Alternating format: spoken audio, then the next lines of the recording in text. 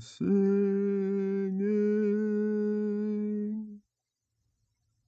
I'm singing.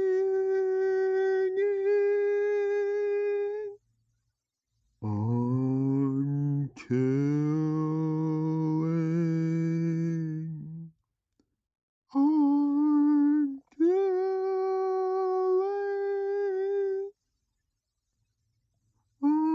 I'm singing.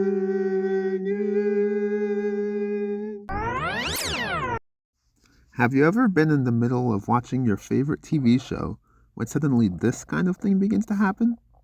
A show, and all its cast, suddenly burst into song for a single episode. Okay then, you say. And you watch the next episode. Everything is back to normal. That was weird. The thing is, these TV shows are part of a really recent phenomenon.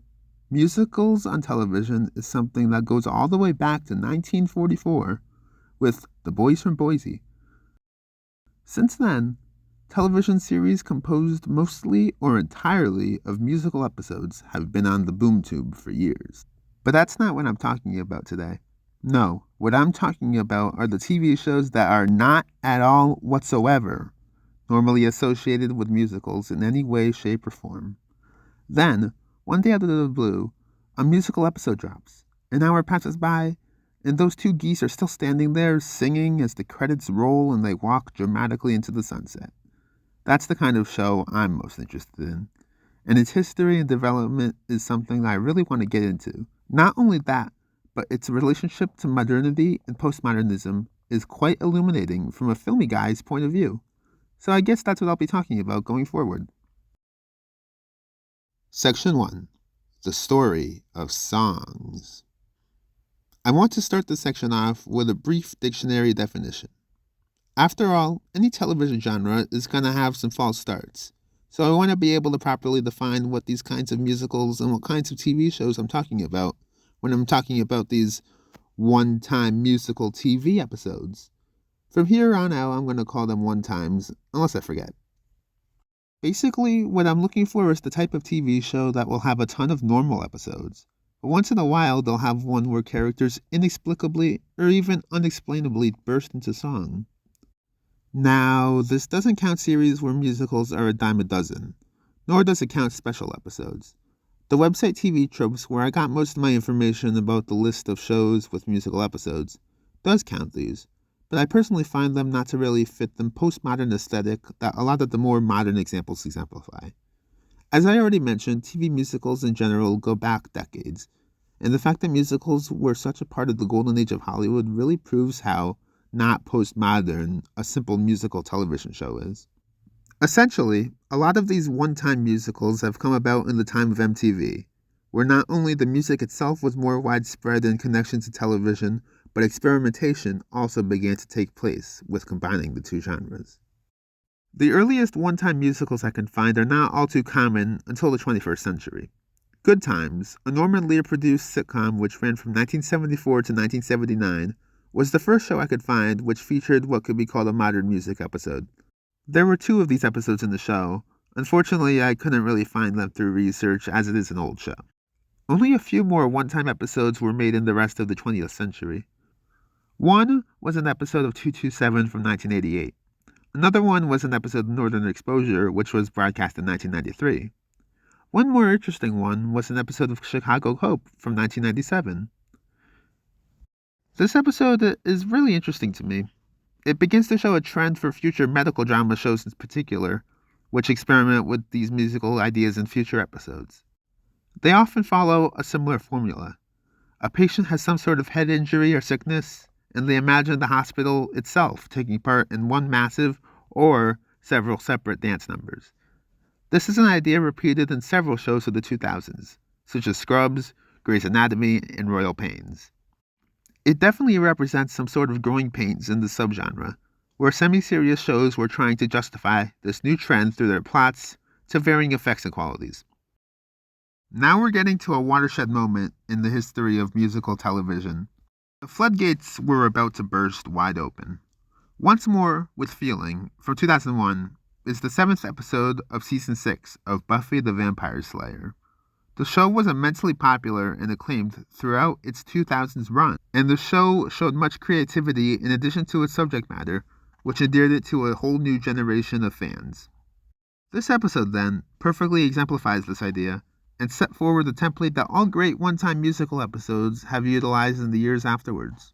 The show features a main threat, a demon which renders the story into a songscape, and music which comes through at times which expand on and develop the plot and the characters. All of this provides an episode that is not only brimming with originality and personality, but which also drives the overall plot of the season and storylines of the characters forward in its own way. Once More with Feeling brought musicals of the 21st century into a new year. Coinciding with the production of a wide swath of Hollywood prestige musicals, this trend has scarcely tapered in the last 20 years of its existence, and has even inspired more creativity on the part of some studios. For example, in 2010, the Fox channel, spurred on by the massive success of Glee, began Fox Rocks. The week of Fox original shows, spanning from April 29th to May 5th, were planned with musical influences in mind. Glee and American Idol did their regular thing, while shows like House and Bones worked episodes around musical settings. The Cleveland show even invited Kanye to an episode. I know, it wasn't my first choice either. But most of all, Fringe offered an episode where blues mixed with neo-noir thrillers to create a really great example of what Fox Rocks was all about. Today, so many different shows exist around one-time musicals. We see comedies like Community and It's Always Sunny in Philadelphia participate in the trend as much as high-concept shows like The Flash and Star Trek Strange New Worlds. It is truly a modern example of the impact musicals have had in our culture and the wacky ideas that come into play imagining them for the field of television. One-time musicals can be much more challenging to fit into serialized TV shows compared to episodic shows. Serialized shows require constant and consistent character growth and change. This is something that can be difficult to achieve in a musical episode that is essentially designed to be standalone. Shows that do this often do so in the style of a filler episode, an episode which is designed to delve into character struggles instead of meaningfully advancing the plot. Because of this, one-times most often exist in episodic shows, gimmicky episodes designed for gimmicky shows. Section 2. Postmodernist Particulars. Now I feel like we should discuss postmodernism, at least in the realm of music. Postmodernism, within the realm of music at least, is defined as a contemporary visual text searching for new ways to present the increasingly unpresentable. Some of the core tenets of postmodernism include the need to challenge the master narrative, invert the hierarchy, and embrace the subjective at odds with the objective truth. Basically, postmodernism is indicative of the major art movement seeking to transform by the beginning of the 21st century, in such a way as to embrace the core structures of their original genres, while moving things forward with creativity and, most importantly, unburdened originality. And we can see this with musicals. Recent musicals and musical-adjacent productions, especially movies and musical theater productions, have seen new levels of originality and direction that only the energy burst of postmodernity could have provided. While Broadway plays, for example, have been popular as long as most anybody can remember, the sheer popularity of shows like Hamilton and Wicked in recent years speak to a medium that is at once nostalgic for the state of musicals in past decades, while seeking ways to move forward in terms of diversity, ideation, and originality. There are two more things that we have to get into before we can get back into one-time musicals. One is the MTV influence. MTV became hugely popular in the 80s and 90s because of its ability to broadcast music to the medium of television in such a new way for the very first time. Being able to see the unconventionality of MTV and its popularity and widespread usage certainly presaged modern musical notions, not least of which can be attributed to its status as a youthful television-based network in the field of much older competition. In the words of Andrew Goodwin, because MTV is a dedicated service, committed to the promotion of an alternative culture, however cynically or self-servingly, it has an investment in risk-taking that public service and commercial networks alike do not share. One result of this is that MTV has, in select instances, opened up the political agenda in television by using gatekeeping criteria that reflect the values of rock and roll rather than the values of a paternalistic broadcasting institution. Second, professional ideologies in broadcast journalism, while they are by no means pervasive in music television, do surface, for instance on MTV News, and thus open up a liberal space in which critical distance can sometimes occur between the music, television text, and the commodities it promotes. Television itself also requires some consideration in the realm of the musical.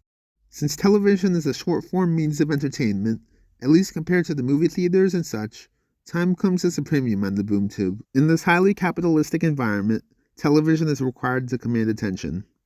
Nowadays, there's no better way of doing this than a good old fashioned musical to tap your foot to. New ways of TVing equal new ways of musicking, essentially. This brings us to one-time musicals. These are a trend that was born out of the wellspring of possibility that postmodern musicals have bred on. As we have discussed, postmodernist tendencies of audiences allowed the nature of television itself to migrate into the realm of the musical. Nowadays, the shorter attention spans, known today as brain rot, means that TV shows turning into musicals are the obvious choice for many shows to go down. Part 3: The Necessity of the One-Time.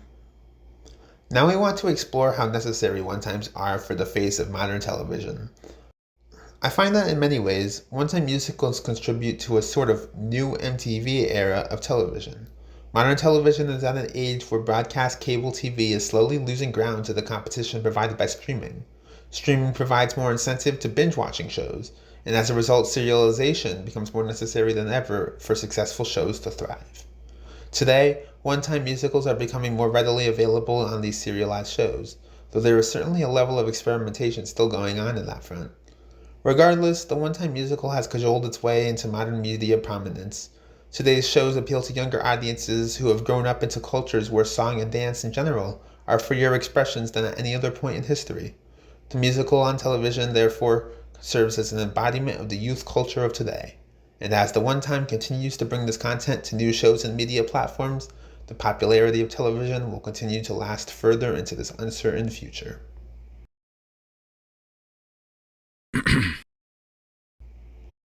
There is no place I know to compare with one-time musication. What you'll hear will defy explanation.